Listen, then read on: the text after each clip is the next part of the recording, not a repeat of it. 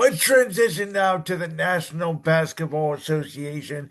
So I had you on like right as the James Harden trade happened, and we were both geek. We talked about it. We both said that this Cavs team real potential to get to the finals, and I felt that way for like the first 2 3 weeks, and then it's like, and it may be a Sunday afternoon thing. I don't know, but you watch them against Boston get out physical. You watch them against the Clippers get out physical. You watch them even against Orlando, even though they won that game. Orlando was very physical with them. Miami the other night, not Friday night. They got very physical, but again, that was without Jared Allen. You know, um, is I've been saying all along, I think Evan Mobley, even with Harden and Mitchell, would be the key for how far the Cavs go. Maybe I'm wrong. Maybe it's Jared Allen's the key. Yeah, I think that what I have now seen as post Harden deadline trade move, what I have now seen with that team is this, and maybe this is just me. I think depending on how the Cavs go into the postseason, which listen, I think they're a title team. They can be a title team. They have all the pieces to be a title team. The one team that really scares me is Boston. But outside of that, I think that they can be a title team. See, the If, Knicks if scare me more because I think the Knicks are built for the playoffs. you think, Like, I yeah, think that I do. I think the Cavs can handle them. I think if the Cavs had to play them in the ECF, I do believe the Cavs can handle them. I'm not even trying to blow smoke and be a hater towards New York. What I saw when the Cavs played the Knicks in Cleveland post deadline, oh, if this is how we're going to play against the Knicks, outside of the first two games, where the one game you lost by, I think it was one on Christmas Day pre deadline, and the Yep. other game you just didn't have what you had. Listen, I think the Cavs can handle the Knicks, and I think they can. Okay. That's just me. I do think that the Knicks could go far in the playoffs. I'm not going to discount them, but I think the Cavs, if they had to play them, could beat them.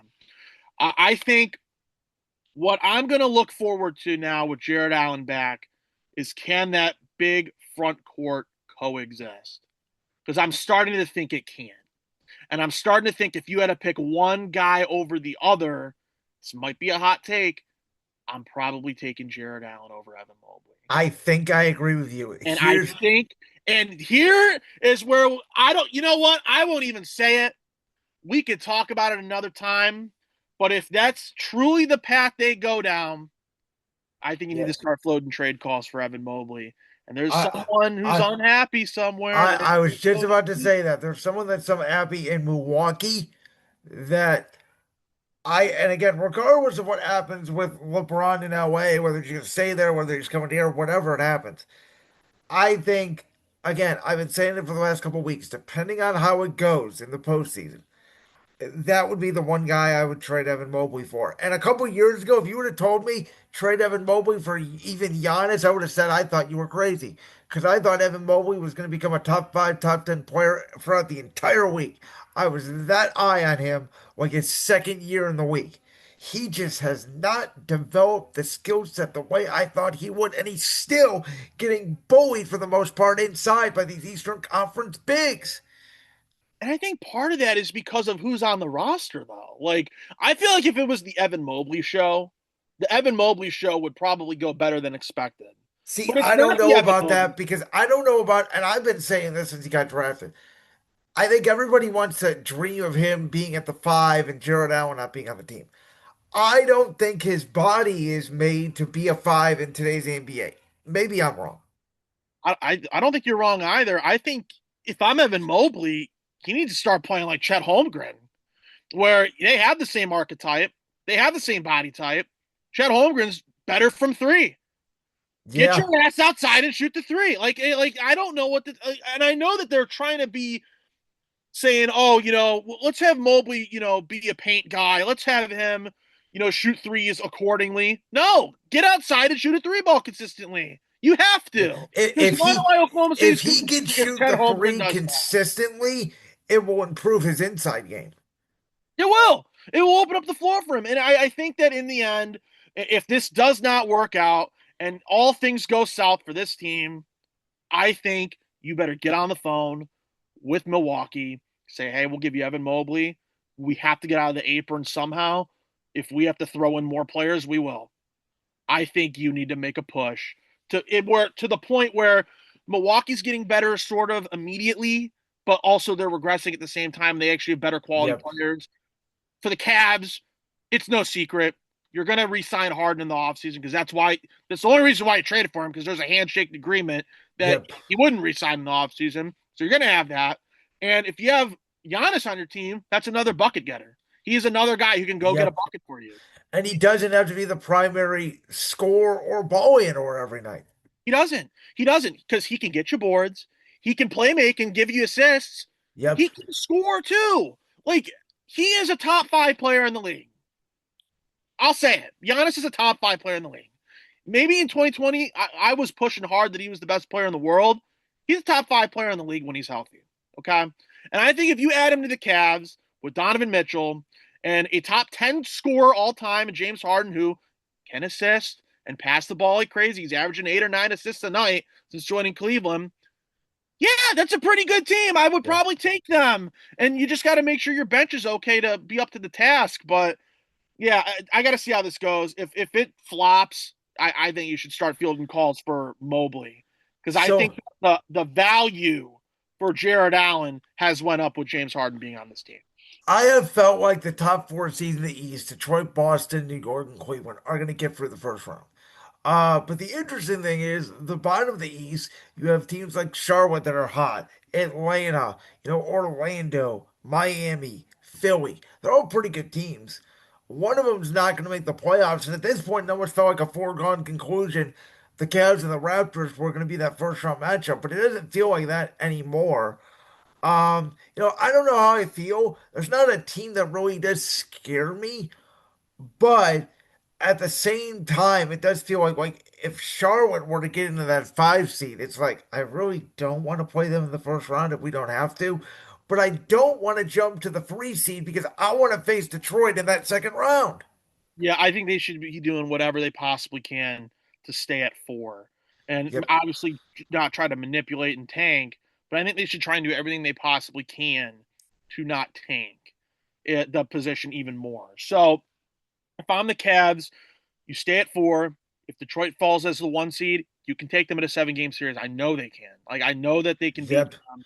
I am not scared of Detroit at all. I'm not either. So I think whoever they play in the first round, I think they can handle Toronto with this new roster. I think I would actually want them to play to Toronto, even though we're 0 for 3 against them. I'd want them to face Toronto because I don't think Toronto can beat this new look Cavs team. So that's number one. I think another team that I would kind of entertain would be Miami, even though Miami they're 2-2 on the year And against. last year we smoked them. I know, and this year Miami's better. I'll give them credit. They've improved that roster. Norm Powell's a good 3-point shooter for them. They look better. So I'll go ahead and sit here and say that I wouldn't mind playing Miami. I'll say this: I wouldn't mind playing Philly at all because I don't think Joel Oh Embiid's going to yeah, make it for 4 games. they beat Philly every time this year. Why? Why? Yeah, if Philly for some reason went up to 5, I would love that. Yeah. I'd be like, okay, maybe you give up a game. At most, you give up 2, but Yeah. maybe you give up a game because it's just so hard to beat a team all the damn time. Yeah. And Maxi's a pretty damn good player. I think if Embiid comes back, Embiid will cause some sort of issues, but I don't think it will be too much for them to overcome. The team that I'd be worried about, and I'm going to watch these next 2 games, would be Atlanta. They are red hot right now, and no one's Yeah. talking. If the Cavs get handled by Atlanta, and Atlanta's the 5 seed by playoff time, Jalen Johnson is like for real. And Yes. McCollum is a good player. And Corey Kispert now being out of Washington, you see what he's doing. I've known he's been a good 3-point shooter. Corey Kispert can shoot the ball. Like, Atlanta looks really good given the post Trae Young era in there. Again, if they can handle Atlanta in these next 2 games, I believe they play both of them in Cleveland because they've already played in Atlanta once, and I think they lost. If you can handle Atlanta 2 times in the next week's slate of games, because they do like a Miami thing where they play them on Wednesday, and I believe they play them on Friday again. You can handle Atlanta, great. I would love to play Atlanta. If you can't and you're struggling against them, I don't know if I'd want to play Atlanta because they're one of the hottest teams in the league right now. I always hate if they would have to play Orlando because Orlando is such a I mean, you can make a Orlando's, case. you know, We were better than Orlando in that series a couple of years ago, but we really should have watched the series. yeah, like I always hate when we have to play the Orlando Magic because the games I always look at that playoff series and I'm like, this team just knows how to like out physical us. Yep. And but yet we find ways to win. It's almost like Orlando Magic fans don't want to see they don't want to see Donovan Mitchell in the first round because if they do, Donovan Mitchell has always had good games against them. Yep. Unless Donovan Mitchell throws up stinkers, they're probably not going to win. And the only reason why they won in Orlando, I think it was like maybe a month ago or a couple weeks ago. One reason they won that is because Cavs were already coming off a relatively rough stretch, and they were just winning games. You got to drop one at some point. So I don't know. Just the Cavs at 4, whoever it may be. Yeah, maybe you don't want to play Charlotte now, even though you've been good against them. I don't know if I'd want to face them either. Ugh. No matter how you slice it, Brandon, they're gonna have to play someone in the first round. Whoever they end up playing, Theoretically, the expectation should be at least the Eastern Conference Finals and then see how it goes. yeah, I don't mind them playing a harder team in the first round though, because if you're building yourself through the playoffs, be a pretty damn good series win if you got it off against one of the hotter teams in the league right now. Yep. And if you match up well against them, as long as you get to that second round where you play Detroit, I think anything's on the table because I don't trust Detroit at all. They'll win their first round series. Hell, they might even get pushed to 7 in their first round series. I am not confident in the Detroit Pistons at all. I agree. And I don't Even know. with the JB Bickerstaff experience, Yeah, and do we even know, is Cunningham going to even be back by the time the playoffs start? they're gonna rush him back for the playoffs. I like they could sit him the rest of the year and they'd probably be fine. It's when the playoffs start is when they'll rush him back because Okay. they know they have no shot in hell to win if he does not play. So my take is in the East, it really doesn't matter because I think the champion this year, and logic will say they can't do it because they've had no playoff experience, but I've been saying it now for the last couple of weeks. Who's going to beat San Antonio in a 7 game series? I'd have to see how it all looks because they're a top 2 seed in the East. No, they're top 2 seed in the West. They Yes. clinched it the other night. So to me, and maybe this is just me talking. Maybe this is just me. Maybe I'm just talking to talk. The way the Clippers have looked post deadline have been really good. They've looked really good, and the way the Clippers have played the Spurs lately have been hard. Maybe they grind out a series with them. I'd still take the Spurs, but Uh, maybe they grind out a well, series against them. They've gotten younger that and would they've be looked an better. interesting storyline too, because with Kawhi going back to San Antonio and all the drama there. And I've said this, and it's probably not going to happen now because I don't think Denver's going to get the 3. It will probably end up being to the Lakers. But I would love a second round series between Denver and San Antonio. Give me Wemby versus Jokic. I think it'd go 7 games. Yeah, it would. I love Denver. I have been high on Denver. I know Denver has lost a couple games lately, but when you get Denver in the postseason, anything can happen. I will The never thing count out is, Jokic. who's going to be, because Jamal Murray always plays great in the postseason. Jokic is going to do his thing. We'll see, depending on Aaron Gordon, can they get him back to that third level? I just worry about them scoring wise. Like, are they going to have enough, or is it going to be all on the shoulders of Jokic and Murray? I think they'll have enough. Just with who the Nuggets are, I believe they will have enough. I think that their I, players are coming back, getting healthy at the right time. I maybe it's just yeah, me. but if they play Minnesota in the first round, that would worry me. Oh Because well, if you play, listen, I think Minnesota like it's so hard with some of these teams because here's how I view the entire West. Oklahoma City should probably go to the conference title game at the very least. They should probably go to the conference titles and play 7 games there, whoever that may be. I think the Spurs are good enough where they can go to the Western Conference Finals, and if they have to play the Thunder, I'm going to take the Spurs over the Thunder. So that'd be 2. The Lakers, I know they're hot right now. They are losing in the first round. You want to know why? Because that's what they do. They I, lose in the first round. I agree with you unless they play Houston. I think they would beat Houston. You think they'd beat Houston? Yeah, I do. I think Houston's a mess. Yeah, I could. I'd take Houston. I'll be different. I'll take Houston. Why not? Okay. I'll take Houston, even though Yeah, they might yeah. be a mess right now. I'll take Houston. Houston was my pre-season finals pick, and then Fred VanVleet got hurt, pretty much threw it all out the window. I think if Fred's playing right now, then that could still be true. Yeah, That they'd be good, but they don't have a point guard, and they never addressed it in the trade yep. deadline. And that's an indictment on their organization. I don't know. That's just me. So I would say that if Houston were to play Lakers, I'd say Houston in six. I just for some reason I don't trust the Lakers defense at all, and that's why Well, I they don't. don't have any bigs. I mean, theoretically, Sengun could dominate that series. I think whoever the Lakers play, they will lose, and the sixth seed will probably win. Whether that's Minnesota, whether that's Houston, whether that's possibly Denver. I agree with you on the first two. I just feel like that Lakers Houston series would probably be a shootout. It would be on Sengun to dominate. Like I don't know. I can't trust Houston right now. I get it. There's a lot of. I mean, you could have said that about multiple teams, though. I feel like in recent years about how you can't trust them, and then they somehow find a way to show up. And that's Yeah, me. I don't know. Maybe it's just me thinking that the Lakers aren't great. I think what the Lakers are doing right now is just pretty much fool's gold. They're I winning. agree with you. It's all these wins, and they're trying to stack wins and trying to get their positioning ready. They are going to lose in the first round, whoever that's against, and that is my honest to God conviction. And then when they do, they're probably not going to have LeBron come back because LeBron's not going to want to do the same song and dance over and over again. So I think that Lakers probably lose in the first round, whoever that may be.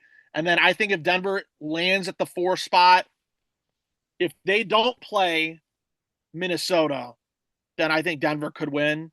I But if they agree. play like a Houston, like you said, and Houston finds a way to get the 5, I think that they can handle Houston. I think that they can handle Houston the first round. I don't know. The West is so open for grabs. I don't know. For all we know, Minnesota could win the West. Yeah. I I in my gut have this feeling that OKC's not gonna make the finals again. I think they're gonna make the conference finals. I don't know. I just think the West it was difficult last year, but it wasn't to this level. It was like a bunch of good teams, but clearly OKC was the best team. I don't feel that way this year. Uh, for me, I look at it like this. If they have to play the Spurs in the Western Conference Finals, I am going to take the Spurs because the Spurs have handled Oklahoma That's City how I feel. every time they have played, except for one game, I think. Yeah. They beat them. They're just a matchup nightmare for them. So for me, I think that if they have to play the Spurs, that's probably where Oklahoma City goes out, is when they have to play the Spurs. I think if Oklahoma City plays Denver, that's a 7-game series. It was last year. I mean, until Yeah, game set, and you can make an argument. If Denver won that game four, I think they beat OKC. I think that flipped the entire series. yeah, it very well could have. I think that if they have to play Denver, that's a 7-game series. Whatever happens, happens at that point. It's just another classic Oklahoma City Denver matchup. I think if Oklahoma City plays Minnesota, I think they handle them, even though Minnesota has played better against them this year. So it's hard. It's hard for me because I do truly believe in my heart of hearts that Oklahoma City is just such a damn good team, and they have everything that you could possibly want. They have the deep bench. They got Holmgren playing well. They get the rebounding aspect with Hartenstein. They have They Shea, got who depth. They have a lot of depth. They can yeah, score in different they, ways. yeah, and I know Jalen Williams hasn't played much this year, but when he does play, he's another problem you have to account for. Yeah. So Oklahoma City, they are just built well. And the only true way I could agree 100% and say that they're not going to go to the finals is if they have to face Oklahoma City in the West, not Oklahoma City, San San Antonio. Antonio. If they have to play the Spurs in the West. Because if they do, I'm going to take the Spurs. I'll take them in 6 games. So the NBA's come out with this anti-tanking prevention plan. And my takeaway from it is I think the NBA is missing the message on this because I don't think tanking is the issue. Now, this year has it been excessive? Yes, but I think that more has to do with the fact that this freshman draft class, as we talked about way back in the podcast, probably over an hour ago at this point, is exceptional. Um, you look at the NBA now, look at the teams that are good, like the Spurs. They tanked for 2 years. They got Victor Wembanyama. It took them a couple years, but now they're instantly title contenders. That's the way the NBA has been built over time. And the NBA has always been a star driven league, and it's been, for the most part, a league built by dynasties. And now, because of this second apron, we've had, no champion reach the conference finals for 7 straight years. And now the NBA is all worried about their product because teams like the Pacers, who I think are an outlier personally because of the Tyrese Halliburton injury, teams like Brooklyn and Washington and Utah and Sacramento are all tanking. And it's like, well, they're tanking because they want to get a draft pick because they want to be good again. And I think the NBA is restricting now how bad teams can get better. And I think if we go to this anti-tanking rule, it's actually only going to get worse because the bottom's going to have no way to actually improve. I think if you go the anti-tanking route, then just get rid of the draft. Get rid of the draft because at that point you're getting teams who have been bad for so long. You're not going to give them the chance to be good. Yes. Everyone has to get good at some point. Everyone will have their moment. Everyone will have their time in the sun. And if you're going to go the anti-tanking route where Oklahoma City, for whatever reason, is trying to lobby the hell out of it and say, oh, these teams can't tank. We want to protect our draft picks that we already have, even though we already have millions of them. Like, listen, these teams need to have hope. These fans of those teams need to have hope again. And yeah, Indiana's an outlier because I think when Tyrese Halliburton comes back healthy, they're probably going to be a playoff team next year, and they probably can make a deep run.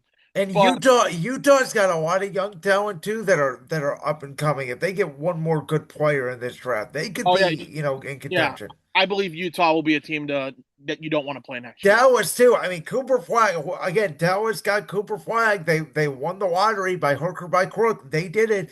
I Yeah, think in another year they get one more good player. Dallas not going to be tanking anymore. yeah. Again, like it's all a part of the life cycle of the NBA. Teams have Yes. to get better, and if you're going to restrict that and have these teams basically not tank, well, guess what?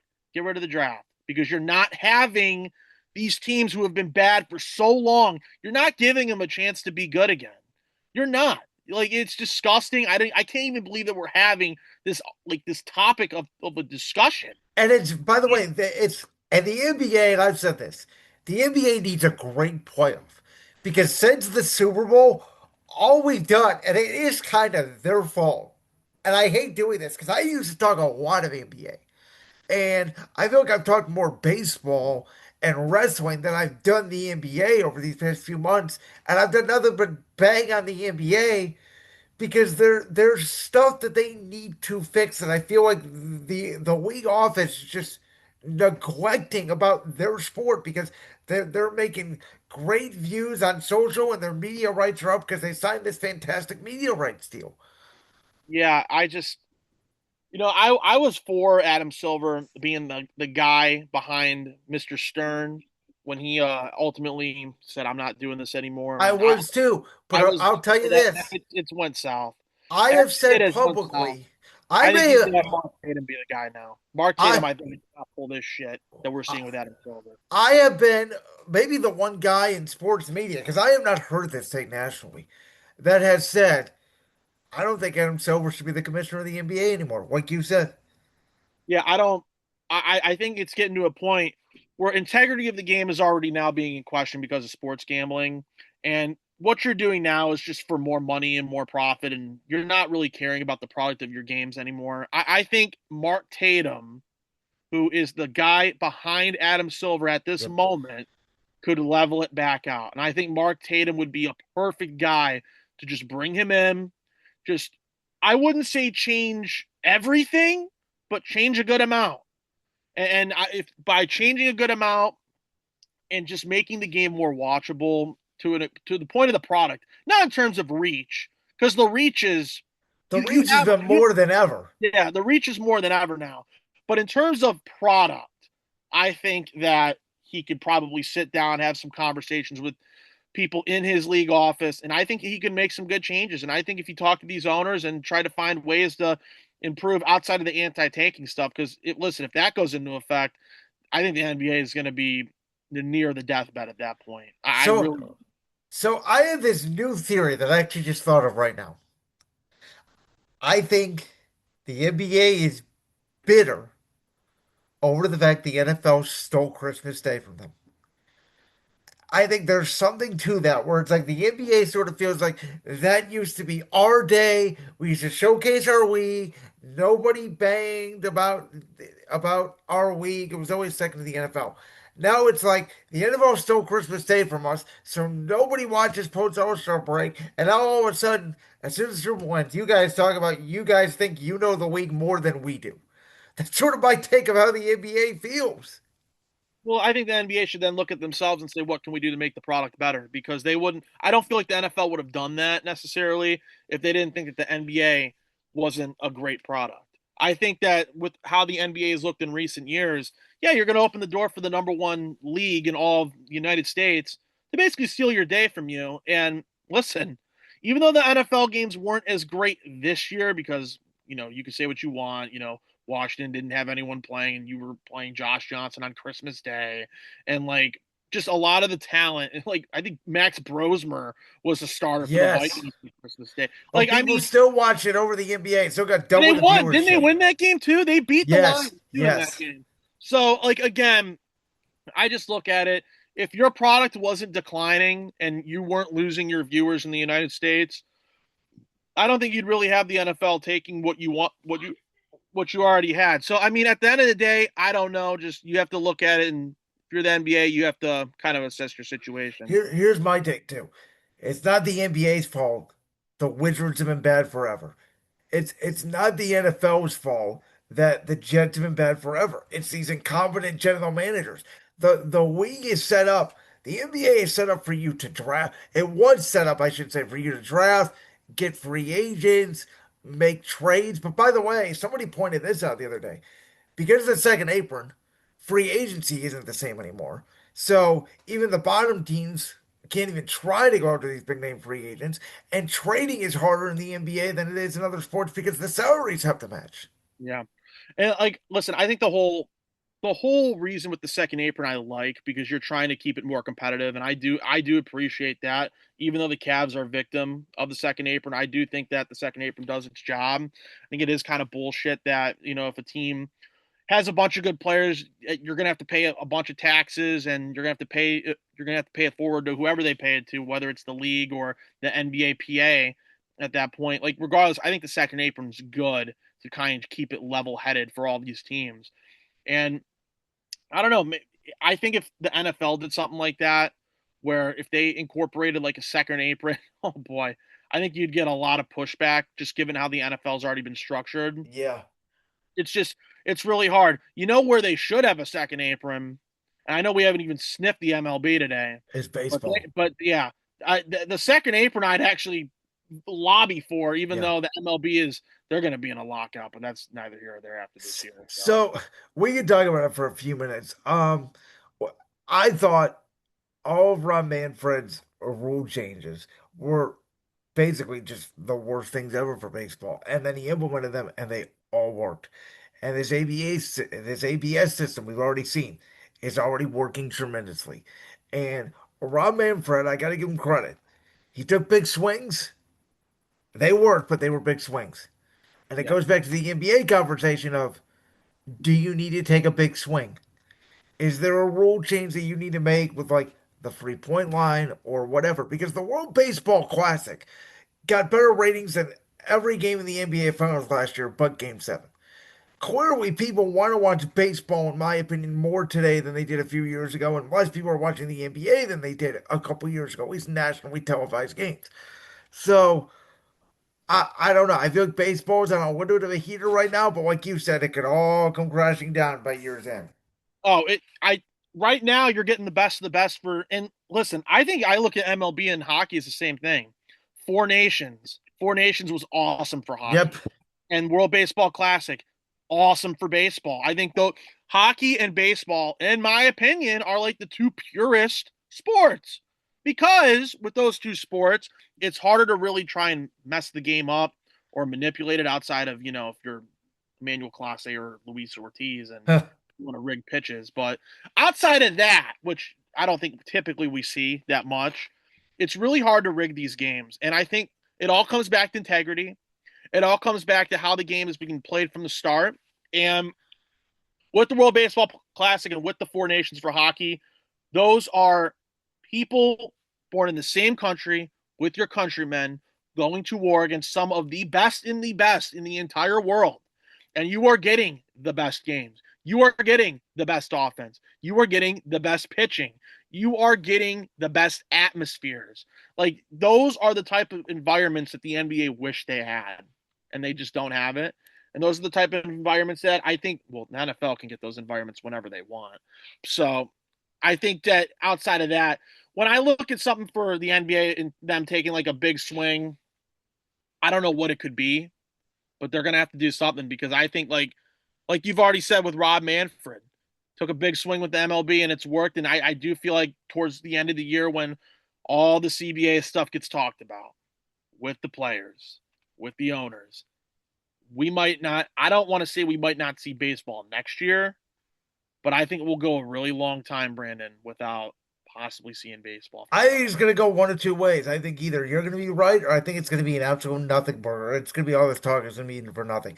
I think we're either going to have a massive lockout that's going to shrink the entire season, or we're going to have this thing done in like 3 days. I think they need to. I would go for the beginning portion. I think you need to have a long, and like even with Manfred going to these clubhouses and like trying to tell these players about the CBA. Bryce Harper getting in Manfred's face about saying, "Don't you tell us yada yada yada about the CBA?" Because listen, the Yeah. players they are in. They should be in the right. You want to get as most money as you possibly can. Yep. And right now, there's no cap. These owners are paying out of pocket. So for the players, I agree. Like, you want a lot of money, you want to try and provide for your families. As a fan of the Cleveland Guardians, where your owners don't spend because you're cheap, because they don't want to invest into the team, I want change to where these teams are equaled out. So I I, kind of feel this way about the NBA and MLB because they're very similar. I think both sports have too long of regular season. I think baseball's playoffs are perfect. 30 days, they fly by. You're playing every day besides travel days. Baseball and MLB playoffs are thicker. I think the regular seasons need to be cut from 82 games to 162 games respectively. And I know the owners are going to say, we can't do that because we're going to lose home games and we're going to lose money. The solution to me is expansion. And the NBA is already talking about expansion to 32. I think baseball can expand to 32. And I think if you do that, and for baseball, in my opinion, you cut the season to like, I would do 100, but they never do that. So if you want to do 130, go ahead. For the NBA, if you want to cut from 82 to 72 or 68, whatever number you feel is appropriate. Um, and like, let's have a better product by taking less stress off these guys' bodies as well. yeah, and I think the MLB at some point will expand because I've already heard the talks of Nashville getting a team. Yeah. Nashville's like the first team on their list to or the first city on their list to possibly expand to. So I have heard them. I think the MLB at some point will expand, and you're bringing in more money, and you have more teams to do it, and you have a better, hopefully, a better product and better fan bases get built. But yeah, I think with the NBA and the MLB, if they were to both expand, I think it could only go up. I don't think it would go down. Like you're getting more teams and more Yeah. eyes on the product. And listen, in the NBA, and I already know that they've already said that Vegas and Seattle are probably going to be the two teams. I think Seattle would be obviously, unless something does fall through, Seattle is way more deserving than Vegas to have Yeah. it. No, I agree with They, you. they were stripped And long. and and think about this, because I'm not an NHL fan, and I would argue hockey is the fourth out of the three major sports, of NFL, NBA, MLB, and I think hockey is that distant fourth. But out of like the NFL, NBA, MLB, the last expansion I think we had was the NFL, I think in the 90s with like the Jaguars and the Panthers. So And it Houston, I think in 2002. oh, you're right. Yeah, Houston Houston 2002. 2002. So it's been 20 years. It's been a long time. Now, do I think you could go past 32? I don't know. Maybe that's a conversation in the way, 2 decades in the future. But it does feel like it's about time that we add new markets and new teams. Yeah, and it can only, like I said, it can only get better. For the NBA, you've pretty much mapped out your two teams. The discussion I would want to have once they finalize them is who's moving to the East. I would Minnesota. I'll I, raise my hand and say Minnesota all day. I would say Minnesota would probably be my pick because they're close to Milwaukee, and that way you could just incorporate them in. The only other two teams that I even thought of were like New Orleans or Memphis. Well, But my takeaway is you do it now with Minnesota because Ant's in the East. And the yeah, East needs Ant. yeah. The East needs Ant, and I think Minnesota could go to the finals if Yes. they were in the East right They'd be the best team in the East. I surely believe that right now. Yeah, I could 100% see Minnesota being that team gets moved because, like I've already alluded to it, travel time from Minnesota to Milwaukee is not that much. Yeah. You're already there. You add them into, and you'd have to probably realign the divisions, but you'd But already have. in basketball, the divisions don't matter anyway. Unless you're going to do the NFL or MLB style, where you make the divisions the top four seeds. I see. Part of me wants them to go back to that because, Yeah, like, I agree. part of me wants it to go back to that. Like, I get what they're doing now with the best of the best must go into these teams and be locked in. But like, part of me is like, listen, I want divisions to matter. I want rivalries to matter. I feel I like do too. rivalries in basketball have been lost over the years. Like, I I think the want last those great to come rivalry back. we had was Cavs Golden State. I think that was the last great NBA rivalry. I think my hot take is I don't even think it was a rivalry. I think it's just the two best teams playing each other each year. I don't think it's a rivalry. Yeah, I mean, That's my that's a that's good my point. take, but I'll That's let a good other point. people have their That's a take. good point. Like that clip from the Brands World podcast? If so, make sure you go down there and hit that subscribe button. While you're down there hitting the subscribe button, make sure to also hit the notification bell so you never miss another upload. And make sure you check out all the other clips from the Brands World podcast right here on YouTube.